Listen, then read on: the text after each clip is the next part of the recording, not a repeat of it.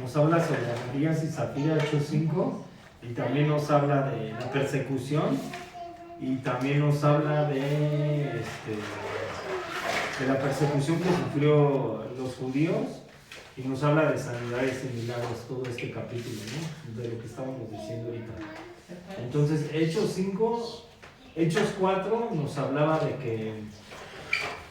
que había un hombre que se llamaba Bernabé, y Bernabé pues repartía sus bienes, ¿no? Y hablábamos que en Hechos 4 la iglesia repartía sus bienes y todo, y ya los daba y los ponía en ofrenda a la iglesia. Pero en Hechos 5 vamos a hablar sobre Ananías y Zafira.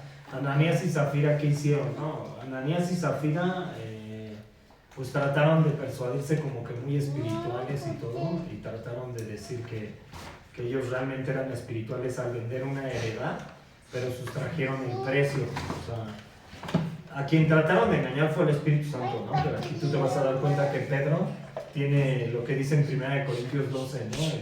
El don de discernimiento, cuando tú disiernes y el Espíritu Santo te lo muestra. Entonces Pedro fue lo que tuvo el don de discernimiento y pudo entender que ellos dos habían sustraído parte de la heredad, ¿no?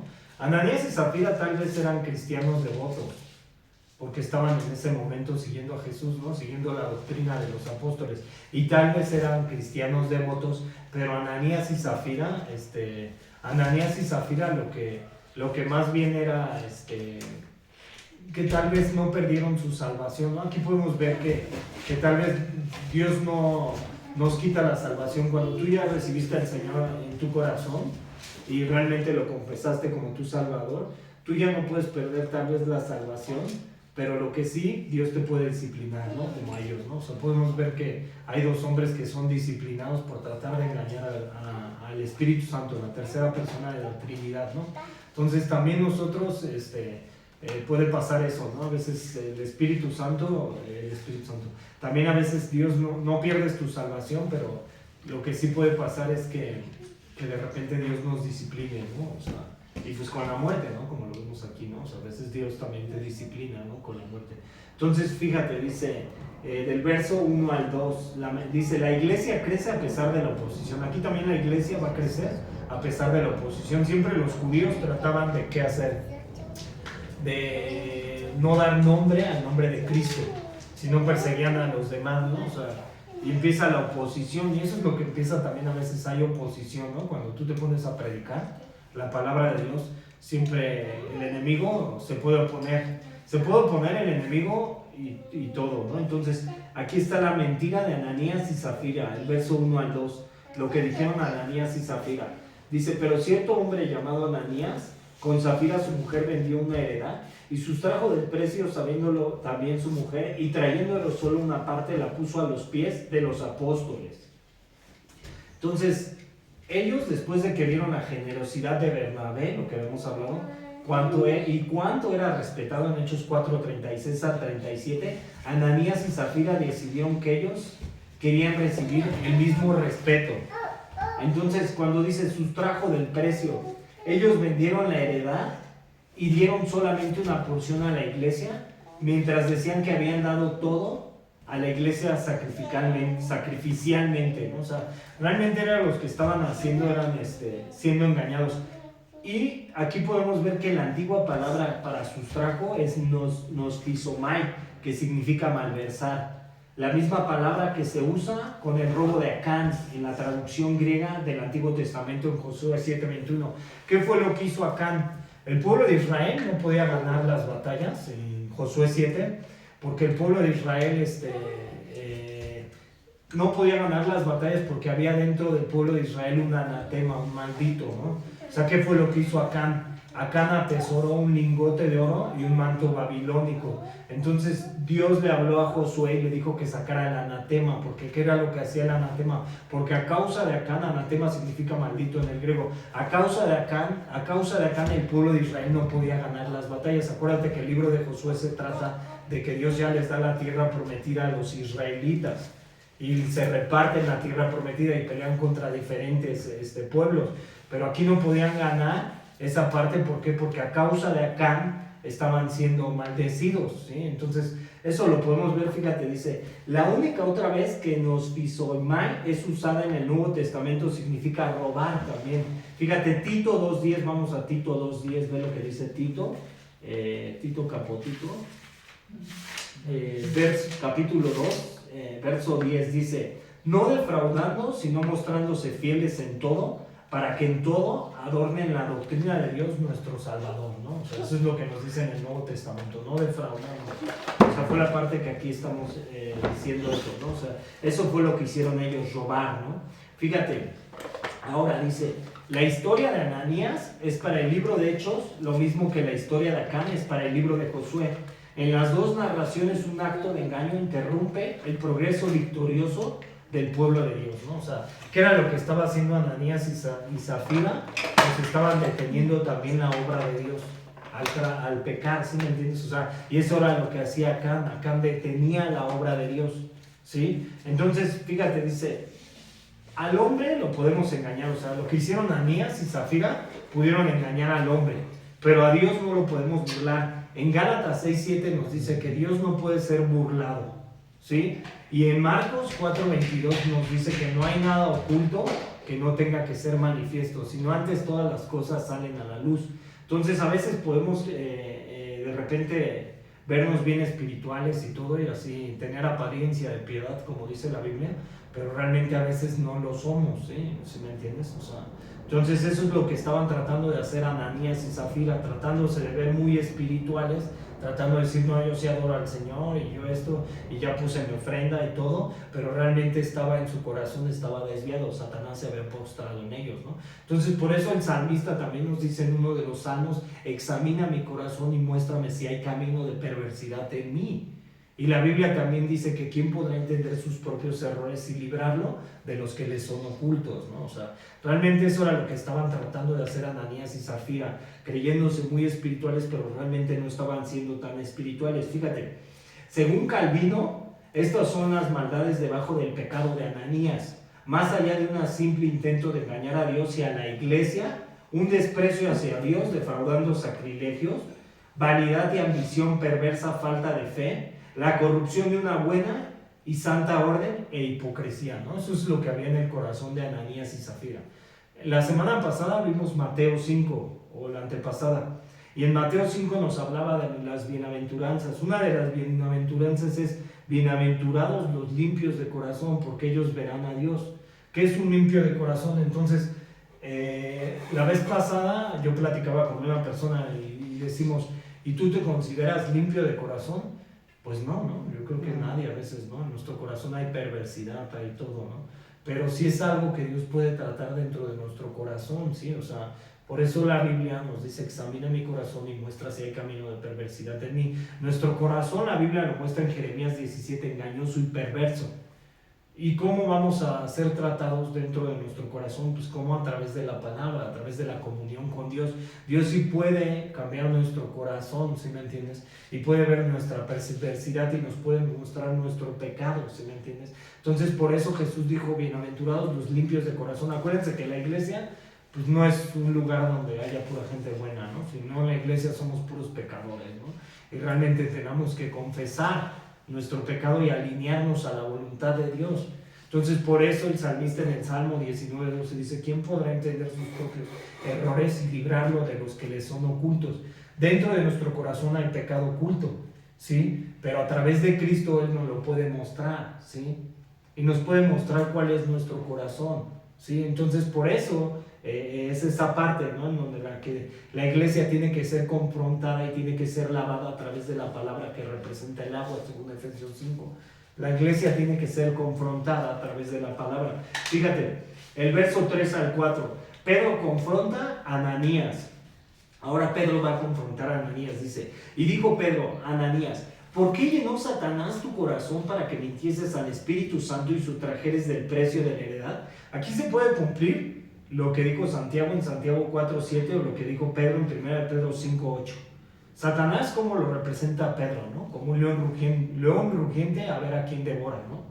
Y aquí se está cumpliendo que se está postrando en el corazón de Ananías, ¿sí? Si nosotros, como dice Santiago 4:7 nos dice: someteos pues a Dios, resistid al diablo y él huirá de vosotros. Cuando nosotros a través de nuestro corazón le damos entrada al pecado, ¿qué va a pasar? Pues sí, Satanás se puede postrar. Fue lo que hizo, ¿no? Con Ananías y Zafira.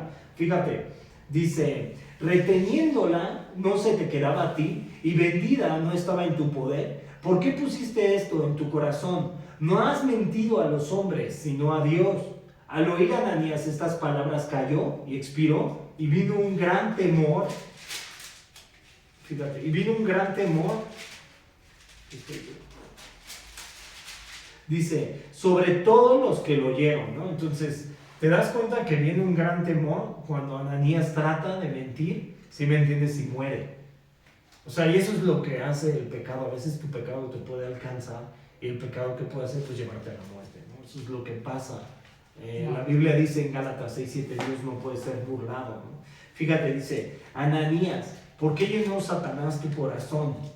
Dios aparentemente dio a Pedro conocimiento sobrenatural de lo que Ananías había hecho. Este don espiritual llamado el don de discernimiento es mencionado en 1 Corintios 12:8. Esto es lo que hace la iglesia cuando de repente tú disciernes, ¿sí? Cuando una persona a lo mejor te está hablando verdad o te está hablando mentira, ¿sí? Y a veces Dios te puede dar el discernimiento. A mí una vez el Señor te puede mostrar ese discernimiento, y a mí me pasó con una persona cuando Dios me dijo que esta persona me iba a traicionar. Y a veces Dios te puede mostrar, ¿sí me entiendes? O sea, el discernimiento, te puede dar ese don de discernimiento. Era lo que estaba haciendo Pedro. O sea, tenía ese don de discernimiento y Dios le estaba mostrando lo que había hecho Ananías. Y eso puede pasar dentro de la iglesia. En la iglesia también existe el don de discernimiento. Hay diferentes dones, ¿no? Lo que dice Pablo en 1 Corintios 12. Pero uno de ellos es el don de discernimiento, y te puede dar discernimiento de cómo está una persona tal vez espiritualmente, o qué es lo que está haciendo una persona, ¿sí? Y Dios te lo puede mostrar. Fue lo que hizo Dios con Pedro. Fíjate, porque su pecado era lujuriar por alabanza pública, o sea, su generosidad, que era lo que estaba haciendo Ananías, alardeando. ¿Sí me entiendes? O sea, estaba alardeando de su espiritual, pero realmente era una espiritualidad falsa. Fue apropiado que su pecado fuera revelado públicamente. Se tenía que mostrar que ese pecado era revelado públicamente. Y la Biblia también nos dice, ¿no? O sea, que si un hermano peca, primero con un testigo, y después entre dos testigos, y si no, públicamente, delante de la congregación, ¿no? O sea, no puede haber nada encubierto dentro de la iglesia, ¿sí? O sea, no puede haber pecado oculto dentro de la iglesia. Dice, en general es una buena regla que pecados secretos deberían de ser tratados secretamente, pecados privados privadamente, y solo pecados públicos públicamente. O sea, eso es lo que hizo Pedro, ¿no? O sea, que mostró el pecado, ¿sí me entiendes? Y eso es lo que a veces Dios te muestra, ¿no? Y a veces Dios también te confronta a través de la palabra, y te muestra si realmente la persona está pecando o si estamos pecando delante de Dios. Eso es lo que hace Dios a través de la palabra. Fíjate, dice, ¿por qué llenó Satanás? Esta es la pregunta. Tu corazón en estos versos, para que se mintiese al Espíritu Santo. Pedro no acusó a Ananías de mentir a la iglesia o a los apóstoles, sino al mismo Espíritu Santo. Eso es lo que se cumple, ¿no? Marcos 4:22, que no puede ser nada oculto, sino todas las cosas son manifiestas. O sea, nosotros no podemos engañar a Dios, ¿no? Si hay pecado en nuestra vida, nosotros no podemos engañar a Dios, ¿no? No le podemos mentir, ¿sí me entiendes? O sea, podemos mentir a los hombres, ¿no? Y como dice Pablo a Timoteo, podemos tener apariencia de piedad, pero realmente a veces negamos la eficacia de ella, ¿no? O sea, y eso es lo que hace Dios, ¿no? De repente, o sea, tú puedes tratar de burlar al hombre, pero a Dios no lo burlas, ¿sí me entiendes? Y a veces nuestro pecado también nos puede alcanzar, ¿sí? Fíjate, dice, Pedro claramente creía que el Espíritu Santo era una persona, porque uno solo puede mentir a una persona. También creía que el Espíritu Santo es Dios, y no has mentido a los hombres, sino a Dios, ¿no? Eso fue lo que hizo Ananías, ¿no? No mentirle a los hombres, sino a quien le mentía es a Dios. Su gran pecado era arraigado con el orgullo. El orgullo corrompe a la iglesia más rápidamente que cualquier otra cosa, ¿no? Eso es lo que hace el orgullo, ¿no? El orgullo, ¿no? El sentirte autosuficiente, el no tener la necesidad de Dios. Había orgullo en su corazón.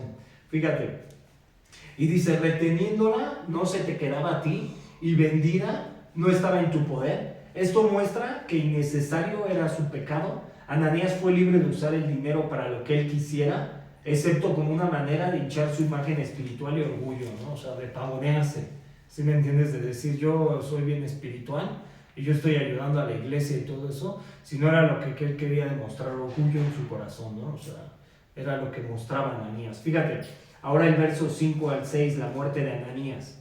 Del verso 5 al 6, ya leemos el 5, pero otra vez.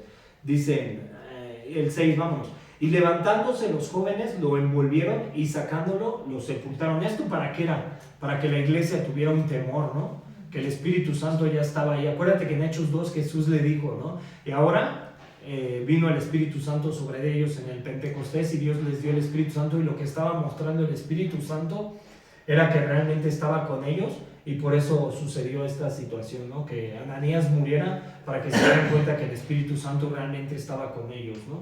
Fíjate, dice, al oír Ananías estas palabras cayó y expiró. Pedro no pronunció una sentencia de muerte sobre Ananías, él simplemente lo confrontó con su pecado y Ananías murió.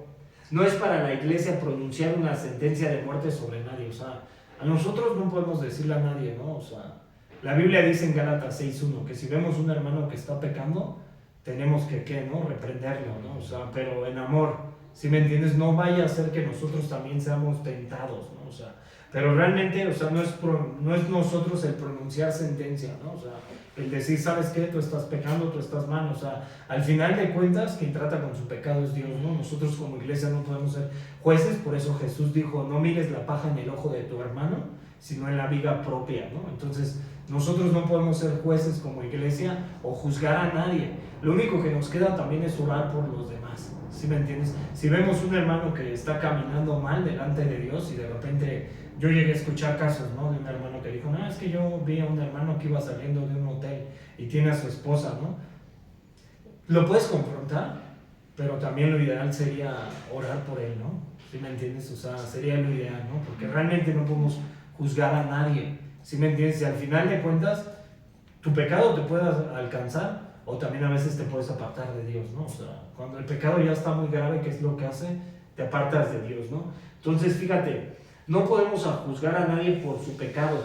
La muerte de Ananías fue un acto de Dios. Al final de cuentas, el pecado alcanza al hombre, ¿sí me entiendes? O sea, no lo podemos juzgar, ¿sí me entiendes? Y el pecado va a alcanzar al hombre.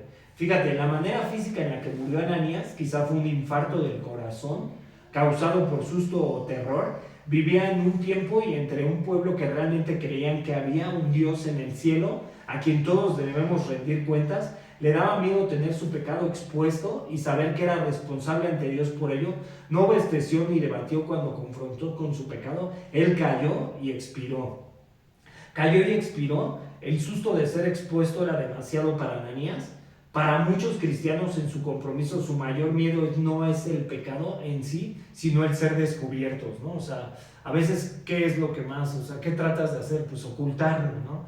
Pero es mejor, la Biblia dice en Proverbios 28:13 que quien encubre sus pecados no prosperará más, quien los confiesa y se aparta de ellos alcanzará misericordia, ¿no? Dios tiene que tratar con nosotros. Si estamos caminando mal delante de Dios y si hay una área de nuestras vidas que no le agrada al Señor, es mejor que Dios trate con nosotros. Fíjate, dice, y vino un gran temor sobre todos los que lo oyeron. El propósito de Dios fue cumplido en la iglesia como en todos. Esto fue evidencia de una gran obra de Dios entre su pueblo. Eso fue lo que hizo Dios, ¿no? Obró entre su pueblo y vino un temor hacia toda la iglesia, ¿no? Sabemos que Dios es real, ¿no? Fíjate, del verso 7 al 9, Pedro confronta a Zafira, esta es la esposa.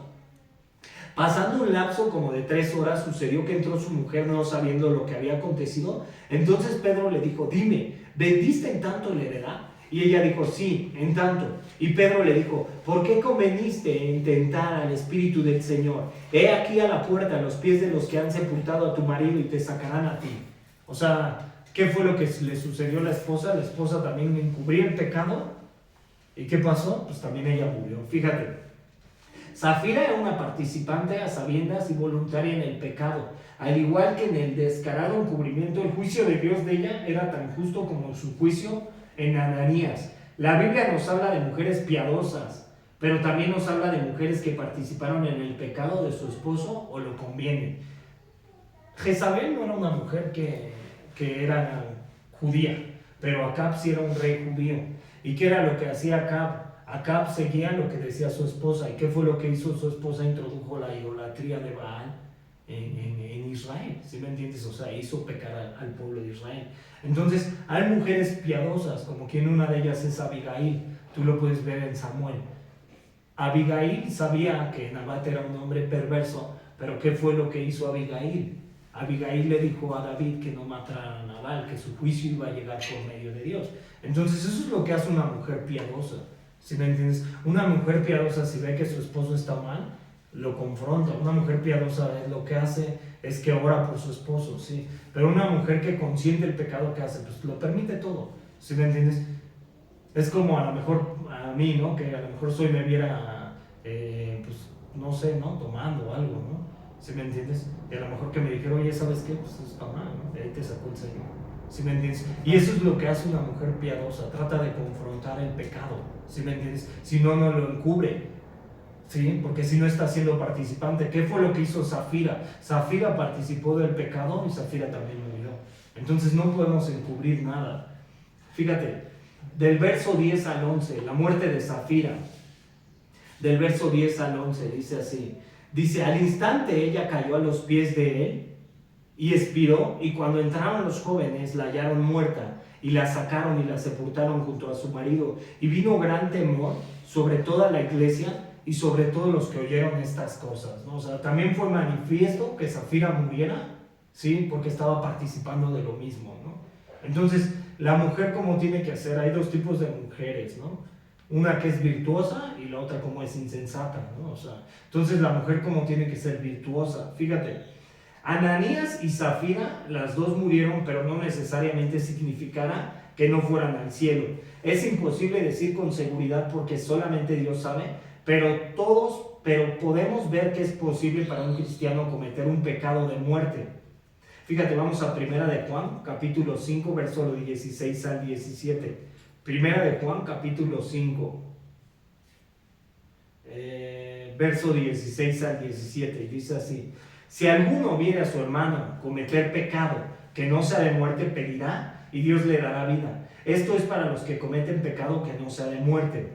Hay pecado de muerte por el cual yo no digo que se pida. Toda injusticia es pecado, pero hay pecado no de muerte, ¿no? Entonces, aquí estábamos viendo que ella trataba de engañar al Espíritu Santo y era un pecado de muerte. Dice, y tenemos ejemplos del Nuevo Testamento de cristianos salvos siendo traídos a casa por muerte.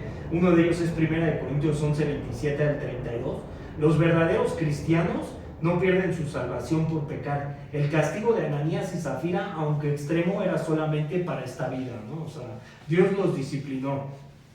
Y cuando dice, vino un gran temor sobre toda la iglesia. El nombre Zafira significa hermosa en arameo. El nombre Ananías significa Dios es lleno de gracia en hebreo. Puede parecer que sus nombres se contradicen, sus nombres, pero vemos la hermosura y gracia de Dios en dos maneras insignificantes. O sea, al final de cuentas, Dios los disciplinó solamente, pero seguía la obra, ¿no? Entonces, nuestro pecado nos puede alcanzar también como creyentes, ¿no? O sea, a veces podemos decir que encubrimos y que nadie nos ve, sí, pero el pecado también como creyentes nos puede alcanzar, ¿no? Y a veces Dios también te disciplina como, pues, con la muerte, ¿no? O sea, eso es lo que hace Dios, ¿no?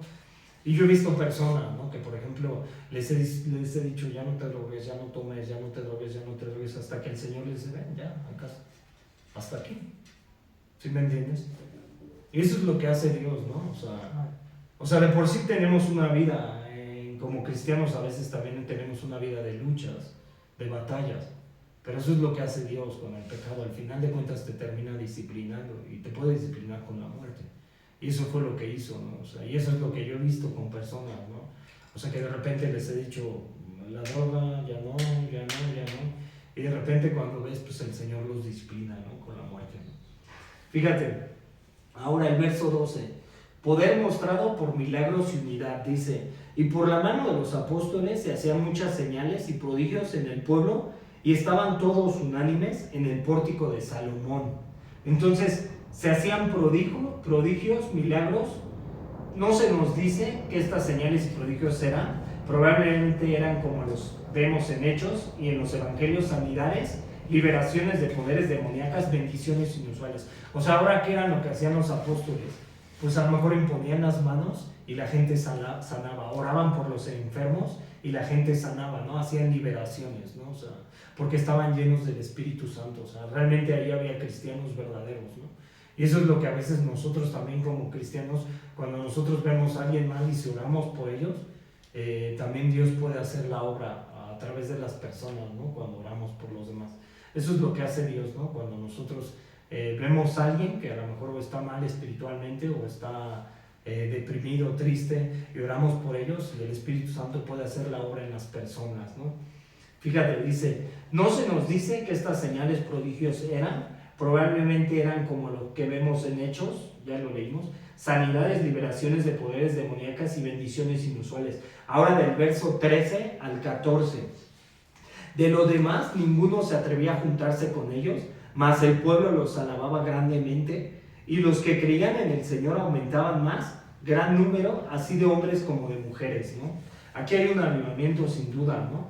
Fíjate, la comunidad de los cristianos tenía una maravillosa reputación de integridad, y todos sabían que era algo serio ser un seguidor de Jesús, y el incidente de Ananías y Zacarías reduciría el nivel de compromiso casual. Y eso es lo que debemos de hacer como iglesia, ¿no? Mostrar integridad como iglesia. ¿Sí me entiendes? O sea, como iglesia, pues no participar, ¿no? De la carne. La Biblia dice que la carne y la sangre no heredarán el reino de Dios, ¿no? O sea, como iglesia, ¿qué tenemos que hacer? Esforzarnos, ¿no? Y no vivir conforme al mundo. La Biblia también nos dice, ¿no? En Santiago 4:4, oh almas adúlteras, ¿no sabéis que la amistad con el mundo es enemistad con Dios? Y dice, si nosotros amamos al mundo, el amor del Padre no está en nosotros. Nosotros como creyentes tenemos que ir renunciando al mundo, ¿no? Porque realmente nosotros no somos de este mundo y a veces nos gusta a nuestra carne, pero la iglesia cómo tiene que vivir en integridad, ¿no? Deshacerse realmente, ¿sí me entiendes? Nosotros como iglesia no podemos participar. Si el mundo lo hace, nosotros como iglesia no. ¿Sí me entiendes? O sea, nosotros tenemos que esforzarnos como iglesia, ¿sí? Aunque nos duela a veces. Fíjate, del verso 15 al 16, dice la expectación de milagros entre los primeros cristianos. Verso 15 al 16, dice, tanto que sacaban los enfermos a las calles y los ponían en camas y lechos, para que al pasar Pedro, a lo menos su sombra cayese sobre alguno de ellos. Y aún de las ciudades vecinas muchos venían a Jerusalén, trayendo enfermos y atormentados de espíritu inmundos, y todos eran sanados. Fíjate, asumiendo que las personas fueran sanadas, aparentemente aún la sombra de Pedro vino a hacer un contacto donde personas usaban su fe en Jesús como sanador. Parece que las personas entendían bien lo que Pedro dijo en Hechos 13, 12 al 16, que es Jesús quien sana, aún si Él lo hace, su obra sanadora a través de sus apóstoles, ¿no? O sea, quien sana, nosotros no podemos sanar a nadie, ¿no? O sea, quien le da sanidad a los hombres es el Espíritu Santo a través de los hombres, ¿no? O sea, y quien buscaba a Dios realmente, o sea, eran los demás porque estaban viendo la obra de Dios en sus vidas. Fíjate, dice, quizás se escucha loco que uno podría ser sanado por el toque de una sombra, pero sabemos que el toque de la ropa de Jesús sanó a una mujer. En Lucas 8:44, la mujer del flujo de sangre fue sanada. Acuérdate que cuando vio a Jesús con el borde de su manto solamente sanó. No había nada mágico en la ropa, pero era una manera en que su fe fue mostrada. A la vez no había poder en la sombra de Pedro en sí, pero había poder cuando una persona creía en Jesús para sanarlos, y el pase de la sombra de Pedro pudiera haber ayudado a algunos a creer. O sea, ¿quién es el que nos sana, no? Dios, ¿no? O sea, ¿y quién nos ha sanado? ¿Y quién nos ha dado liberación de todo, ¿no? O sea, Jesús. ¿Sí me entiendes? ¿Y quién puede hacer la obra a los demás? O sea, el que Dios nos haya sanado espiritualmente y a lo mejor nos haya sacado de algún lugar, es para que nosotros testifiquemos de que realmente hay un Dios que puede hacer la obra en tu vida. ¿Sí me entiendes? O sea, no para que nosotros vivamos en nuestros deleites, ¿no? Y vivamos en lo que nosotros queramos, ¿no? Sino que realmente reconozcamos a Dios. ¿Y quién te libertó? ¿Quién te sanó? Cristo, ¿sí? Entonces dice, todos eran sanados, sin embargo Dios escogió traer sanación. No hay duda de que hubo una obra notable de sanación, ¿no? O sea, y a veces puede haber en la iglesia también, o sea, puede haber momentos en donde Dios no sabe, ¿no? ¿Sí me entiendes? O sea, y de repente puedes ver que un cáncer no se ha sanado. pero eso no tiene nada que ver con que Dios no esté con la iglesia, ¿no? O sea, acuérdate que este es un mundo caído, y a veces Dios permite las cosas y tampoco podemos juzgar y decir, es que pues, ellos no están en el Espíritu y estaban pecando, y por eso Dios no les sanó. O sea, realmente no es eso. ¿Sí me entiendes? Realmente Dios hace lo que se le place. ¿Sí me entiendes? Si no podemos decir que Dios no esté con las personas a lo mejor que han estado enfermas de un cáncer o han tenido a alguien enfermo de un cáncer y Dios no los ha sanado. ¿Sí me entiendes? Y a lo mejor es porque ellos estén mal espiritualmente, ¿no? ¿Sí me entiendes? Acuérdate que también a veces puede ser la prueba de Dios. ¿Sí me entiendes? O puede estar disciplinando a la persona. ¿Sí me entiendes? O sea, pueden ser muchos factores, pero no podemos decir que porque Dios no nos sane, ¿sí me entiendes? O sea, el Espíritu Santo no esté con nosotros, ¿no? O sea, realmente Dios hace lo que se le place, ¿no? O sea, no podemos decir, oye, el Espíritu Santo no está con esa persona porque impone manos y no sana, ¿no? O sea, acuérdate que quien hace la obra, o sea, hoy ha habido muchos falsos apóstoles y falsos profetas que hacen cruzadas, ¿no? De sanidad y se toman el nombre ellos de como sanan, ¿no? Quien sana es Dios, ¿no? ¿Sí me entiendes? Si puedes ver personas que a lo mejor van y su fe es diferente a la nuestra y de repente van de la villa hasta acá y pueden sanar, ¿no? ¿Sí me entiendes? O sea, y eso es de que Dios hace la obra, ¿no? O sea, y tú lo puedes ver con el siervo del centurión, ¿no? O sea, en los evangelios, el siervo del centurión, ¿qué fue lo que hizo, no? O sea, él reconoció a Dios, no era judío, era un romano, pero reconoció a Dios y fue su siervo sanado, ¿no? Entonces no podemos decir, no, hay gente que tiene su fe, ¿no? ¿Sí me entiendes? Hay gente que tiene su fe y no podemos juzgar a nadie, no podemos decir, ¿no? O sea, nosotros somos los que tenemos sanidad, quien hace la sanidad es Dios, ¿no? Quien liberta es Dios, quien obra en la vida de los hombres es Dios, ¿no? No podemos ponernos el papel de Dios y yo tengo poder para sanar, yo tengo poder para restaurar, no, nosotros no tenemos nada, quien lo hace es el Espíritu Santo, ¿no? O sea, y eso lo puedes ver aquí en el libro de los Hechos, ¿no? Entonces hay que tener cuidado cuando nosotros digamos, no, es que esta persona está mal espiritualmente y por eso está enferma, pues nada más lee el libro de Job, ¿no? También. O sea, tú lo puedes ver ahí, o sea, sí hay cosas, ¿sí me entiendes?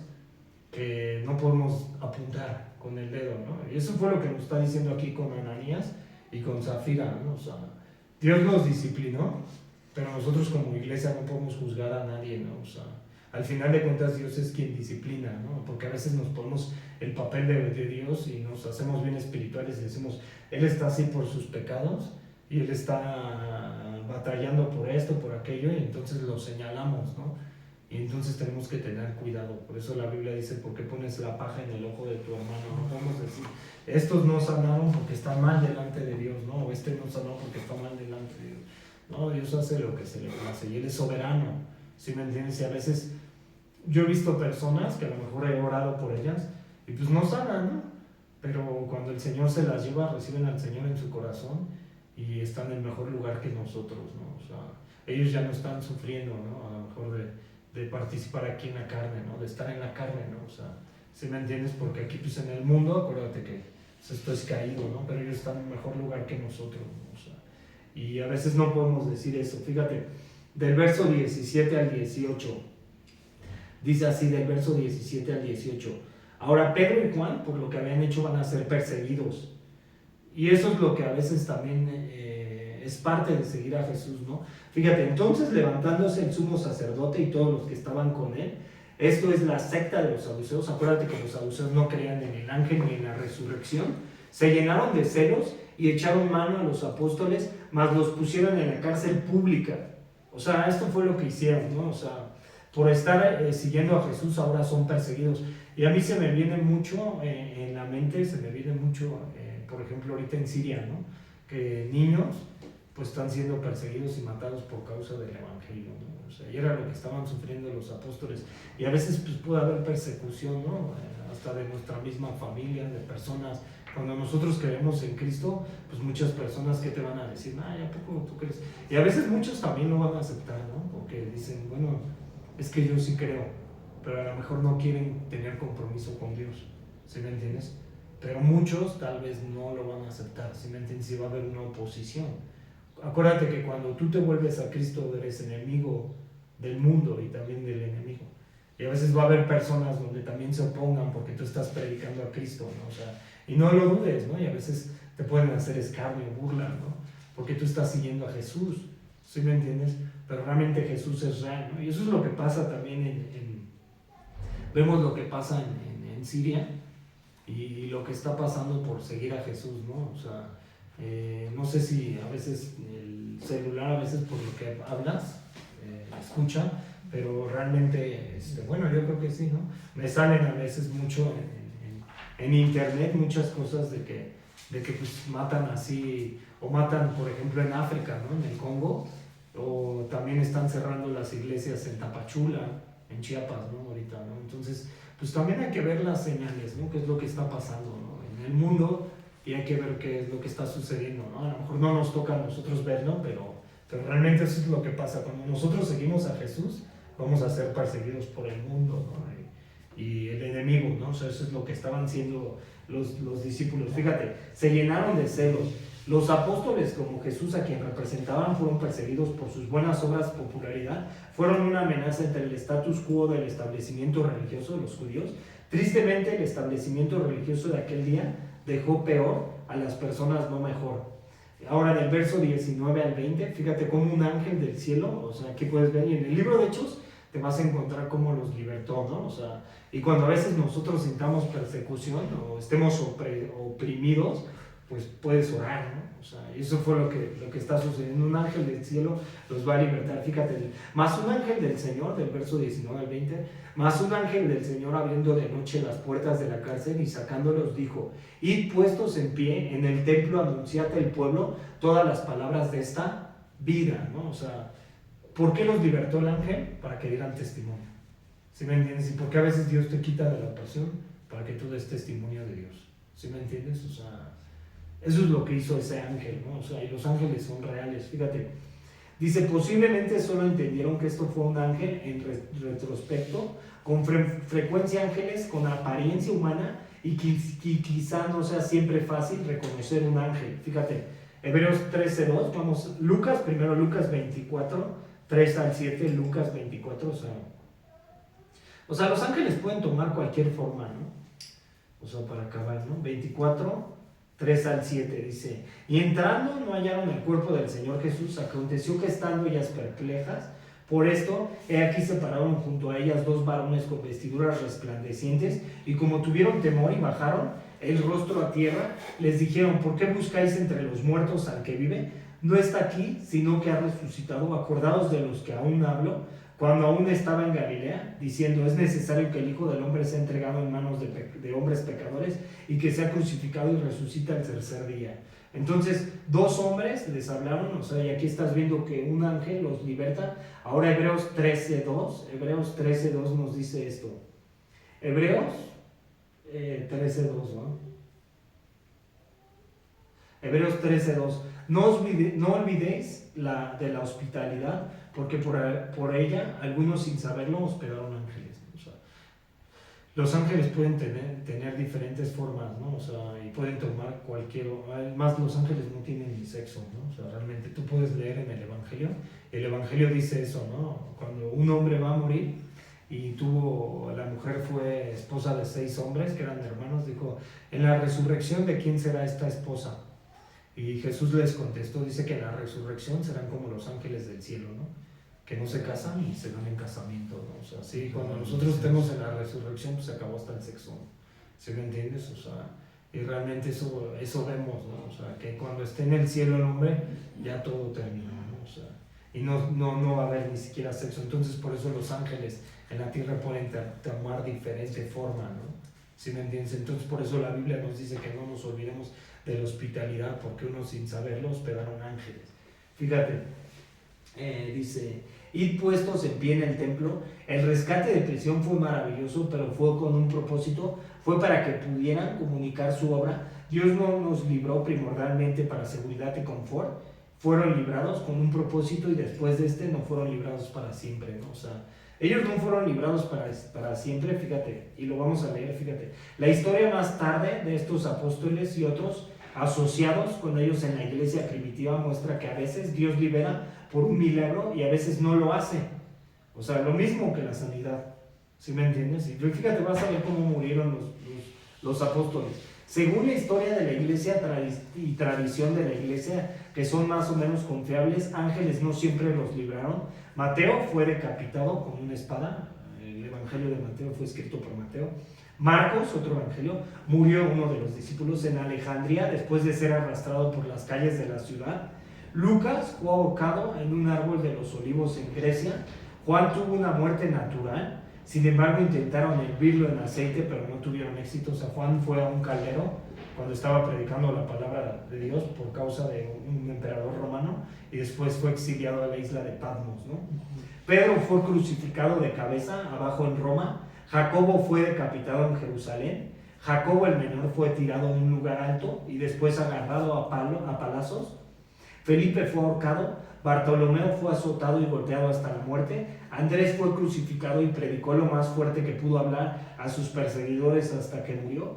Judas fue matado con las saetas de un verdugo. Matías fue apedreado y después decapitado. Igual que Bernabé, Pablo fue decapitado en Roma, ¿no? Entonces tú puedes ver que son los mártires, ¿no? Y te das cuenta que realmente pues ahí no intervino Dios, ¿no? Si no tuvieron esa muerte. O sea, hay una oposición cuando nosotros nos ponemos a predicar, ¿no? Y de repente empiezas a decir por qué luego pasan tantas cosas, pues hay una oposición, ¿no? A él no le va a gustar. Cuando tú predicas más la palabra, a él no le va a gustar, ¿no? Pero la Biblia sí nos dice en 1 Timoteo 4, 1 al 3, te encarezco delante de Dios y del Señor Jesucristo y de los ángeles, ahí te lo está diciendo, que juzgará tanto a los vivos como a los muertos, que prediques la palabra. O sea, sí es un mandato bíblico que nosotros prediquemos. Y sí va a haber oposición cuando nosotros predicamos la palabra, ¿no? El enemigo no le va a gustar, ¿sí me entiendes? Y cuando tú más te levantas a predicar, el enemigo más se va a oponer, hay una oposición, ¿sí me entiendes? Entonces tú puedes decir, bueno, ¿y por qué no me pasan tantas cosas? Pues hay una oposición, por seguir a Jesús, ¿sí me entiendes? O sea, por seguir a Cristo va a haber persecución. Y Pablo lo dijo, ¿no? En Romanos 8, ¿no? ¿Quién nos podrá separar del amor que es en Cristo Jesús, ¿no? Ni tribulación, ni hambre, ni desnudez, ni espada, ¿no? Porque antes somos muertos por causa de Cristo, ¿no? Entonces, a veces el seguir a Jesús, y de repente, imagínate, yo vi un pastor, ¿no? Que de repente les decía, ¿no? Pues ahorita todos estamos bien, ¿no? Pero de repente si empezara la persecución, ¿no? Por seguir a Jesús, ¿no? Y que ya no fuera libre culto. Pues ahorita las iglesias tú las ves así, algunas llenas y todo, ¿no? Y ves que todos están muy bien y predican todo, pero va a llegar un momento, ¿no? Mateo 24 lo dice, ¿no? Que seremos perseguidos, ¿no? Y el cristiano es perseguido, ¿no? Por seguir a Jesús, ¿no? O sea, ¿cuántas veces el cristiano va a ser perseguido, ¿no? O sea, si tú sigues a Cristo, vas a ser perseguido, ¿no? O sea, y es de ley, ¿no? O sea, y de muchas maneras, ¿no? Fíjate, del verso 21 al 23. Dice, los apóstoles resumen su trabajo y se descubre que no están en la cárcel. Vamos del 21 al 23. Dice así, habiendo oído esto, entraron de mañana en el templo y enseñaban. Entre tanto vinieron al sumo sacerdote y todos los que estaban con él y convocaron al concilio y a todos los ancianos de los hijos de Israel y enviaron a la cárcel para que fuesen traídos. Pero cuando llegaron los alguaciles no los hallaron en la cárcel, entonces volvieron y dijeron aviso, diciendo, por cierto, la cárcel hemos hallado cerrada con toda seguridad, y los guardas afuera de pie ante las puertas, mas cuando cubrimos a nadie hallamos dentro. Fíjate, hay humor en todo esto. El establecimiento religioso se junta solemnemente para tratar con los problemáticos, quienes enseñaban de Jesús, los intimidan con una visita a la cárcel, y los traen al concilio para ponerlos en su propio lugar. Pero cuando los alguaciles fueron a ver, vieron que la puerta de la cárcel estaba como debía de estar, los guardias como debían de estar, pero sin apóstoles en la cárcel, ¿no? Fue un milagro de Dios lo que sucedió. Fíjate, del verso 24 al 26, los apóstoles son encontrados y arrestados otra vez. Dice, cuando oyeron estas palabras, el sumo sacerdote y el jefe de la guardia del templo y los principales sacerdotes dudaban en que vendrían a parar aquello, pero viniendo uno les dio esta noticia: he aquí que los varones que pusiste en la cárcel están en el templo y enseñan al pueblo. Entonces fue el jefe de la guardia con los alguaciles y los trajo sin violencia, porque temían ser apedreados por el pueblo. Fíjate, en este punto los líderes religiosos tenían que estar preguntándose con qué exactamente estaban tratando. Había la evidencia repetida de un poder sobrenatural trabajando con los seguidores de Jesús, Cuando los apóstoles regresaron en custodia, sabían qué tan fácil sería para Dios soltarlos. Otra vez, si quisiera hacerlo, su experiencia pasada del poder de Dios los había llenado de fe por el momento, porque temían de ser apedreados por el pueblo. El predicar a Jesús para los judíos era muy difícil, ¿no? ¿Por qué? Porque los judíos eran celosos de Dios, ¿sí me entiendes? ¿Y qué era lo que hacían? O sea, les iban a quitar seguidores, les iban a quitar discípulos, ¿no? Y eso es lo que nosotros hacemos cuando tú estás predicando el evangelio y de repente pues empiezas a quitarle gente a Satanás, ¿no? Los que están ahí, ¿sí me entiendes? El enemigo se va a oponer, sin duda, fíjate. Los corazones de los líderes religiosos fueron descubiertos de nuevo, temían al pueblo pero no temían a Dios, quien claramente mostró que estaba trabajando entre los discípulos.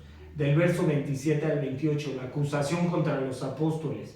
Cuando los trajeron, los presentaron en el concilio y el sumo sacerdote les preguntó diciendo: ¿no os mandamos estrictamente que no enseñan en el nombre y ahora habéis llenado a Jerusalén de vuestra doctrina y queréis echar sobre nosotros la sangre de este hombre? Respondiendo Pedro y los apóstoles dijeron: es necesario obedecer a Dios antes que los hombres, que era lo que le estaban diciendo aquí los judíos, ¿no?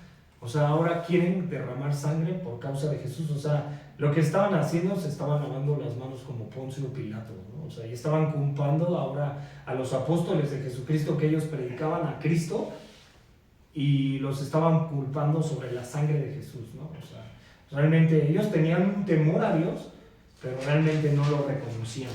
Fíjate, dice así: por llamar a Jesús ese hombre, los líderes religiosos estaban obviamente evadiendo el nombre de Jesús, pero no podían evadir el poder de Jesús, los miraban fijamente a la cara. Ahora del verso 29 al 32, ya casi acabamos, del 29 al 32. Respondiendo Pedro y los apóstoles dijeron: es necesario obedecer a Dios antes que a los hombres. El Dios de nuestros padres levantó a Jesús, a quien vosotros matasteis colgándole en un madero. A este Dios ha exaltado con su diestra por príncipe y salvador, para dar a Israel arrepentimiento y perdón de pecados. Y nosotros somos testigos suyos de que estas cosas, y también el Espíritu Santo, el cual ha dado a Dios a los que le obedecen. Fíjate, esto fue un testimonio de gran denuedo en contraste al Sanedrín, quienes estaban más preocupados acerca de la opinión del hombre que la opinión de Dios, ¿no? Y a veces es lo que pasa, ¿no? A veces nos preocupamos más por la opinión del hombre que por lo que diga Dios, ¿no? Debemos de obedecer a nuestros gobernantes, pero no cuando contradicen a Dios. Si un gobernante a nosotros nos dice, Pablo nos dice, ¿no? Y lo dijimos la semana pasada en Romanos 13:1, sométanse a toda autoridad, porque toda autoridad es puesta sino de parte de Dios. Pero cuando un gobernante nos dice que neguemos nuestra fe o que rechacemos a Jesús, ¿qué debemos de hacer? Confiar en Dios, ¿sí me entiendes? O sea, y eso era lo que estaban haciendo los apóstoles. Si un gobernante nos dice a nosotros que neguemos nuestra fe o que ya no creamos en Jesús, está yendo en contra de Dios, ¿no? Y era lo que hacían estos líderes religiosos, ¿no? Iban en contra de Dios.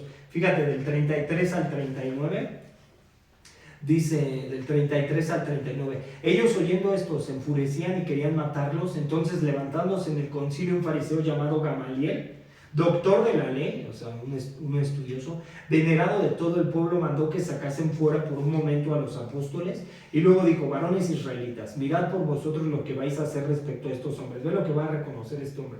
Porque antes de esto Dios levantó a Teudas, diciendo que era alguien. A este se unió un número como de 400 hombres, pero él fue muerto y todos los que le obedecían fueron dispersados y reducidos a nada. Después de este se levantó Judas el Galileo en los días del censo y llevó en pos de sí mismo a mucho pueblo. Pereció también él y todos los que le obedecían fueron dispersados. Y ahora os digo, apartaos de estos hombres, dejadlos, porque si este consejo o esta obra es de los hombres, se desvanecerá. ¿Qué es lo que está haciendo Gamaliel? Reconociendo a Dios, le entró un temor. ¿Sí me entiendes? Fíjate, Lucas describe gráficamente cómo es ser cerrados de corazón. Podemos imaginarnos que pasaban por sus mentes: ¿quién eres tú para decirnos que no nos arrepintamos? No necesitamos este perdón, no nos culpe por la muerte de Jesús. ¿No saben quiénes somos nosotros? Fíjate, Gamaliel mostraba un temor por lo que había sucedido o mostraba una advertencia. ¿Qué es lo que estaba mostrando? O sea, Gamaliel les dijo a ellos: no los toquen, porque si ustedes les ponen manos, ve lo que ha sucedido, ¿no? O sea, les estaba dando una advertencia del poder de Jesús y estaba reconociendo a Dios. Y era un fariseo de la ley, un estudioso, pero realmente tú te puedes dar cuenta que Gamaliel también lo que estaba diciendo, ten cuidado. O sea, ¿por qué? Porque si la obra viene de Dios, va a perdurar, pero si la obra no viene de Dios, va a desvanecerse, ¿no? O sea, estaba reconociendo a Dios. Fíjate, este fue el nieto del estimado Gilel, fundador de la más fuerte escuela israelita de religión. Gamaliel fue dado el título Rabán, nuestro maestro, y cuando dice, si este consejo o esta obra es de los hombres, Gamaliel habló por sí mismo y no por Dios. Hay muchos movimientos que pueden considerarse exitosos en la perspectiva del hombre, pero que son contrarios a la verdad de Dios. El éxito no es el último medidor de la verdad. O sea, aquí lo que te está diciendo el comentarista, o sea, pueden haber muchas obras que a lo mejor estén muy grandes, ¿sí me entiendes? Pero hay que ver si vienen de Dios o no provienen de Dios, ¿no? Fíjate, del verso 40 al 42. Después de ser azotados, los apóstoles concluyen predicando con gozo. Y convinieron con él, y llamando a los apóstoles, después de azotarlos, les intimaron que no hablasen en el nombre de Jesús, y lo pusieron en libertad. Y ellos salieron de la presencia del concilio gozosos de haber sido tenidos por dignos de padecer afrenta por causa del nombre. Y todos los días en el templo y por las casas no cesaban de enseñar y predicar a Jesucristo. Y esto es lo que nos dice Santiago, ¿no? Santiago nos dice que cuando nos hallemos en diversas pruebas, que nos gocemos. Y aquí, ¿qué estaban haciendo los discípulos? Habían sido azotados por predicar a Jesús y se gozaban, ¿no? Estaban firmes en la fe. Fíjate, cualquier azotamiento o trato vergonzoso en el Sanedrín les dio y no hizo nada. Los discípulos no dejaron de predicar ni siquiera por un momento, y eso es lo que debemos de hacer como creyentes, ¿no? Aunque pase lo que pase, no tenemos que dejar a Cristo, y aunque pase lo que pase, no debemos de negar nuestra fe como creyentes, ¿no? O sea, y estar gozosos porque Cristo nos escogió, ¿sale? Pues hasta aquí acabamos, pues vamos a orar, ¿va? Vamos a orar, ¿sale? Amado Padre, te damos gracias, mi Dios, por este tiempo, Señor. Te amamos, te adoramos, Señor, y te necesitamos, Señor, y te pedimos, Señor, que pues tú seas, Señor, también en este lugar, Señor, porque pues así como en este libro de Hechos, Señor, que Gamaliel dijo que si la obra proviene de ti, Señor, permanecería, Señor, y si no, se desvanecería, Señor. Pues tú, mi Dios, obrando, Señor, y ayúdanos, Señor, a que pues tú hagas la obra en todo, Señor, a que tú seas en nuestras vidas, Señor, y ayúdanos, Señor, a honrarte, a glorificarte, Señor. Te lo pedimos y te lo rogamos, Señor, en el nombre de Jesús, Padre, oramos. Amén y amén. Amén.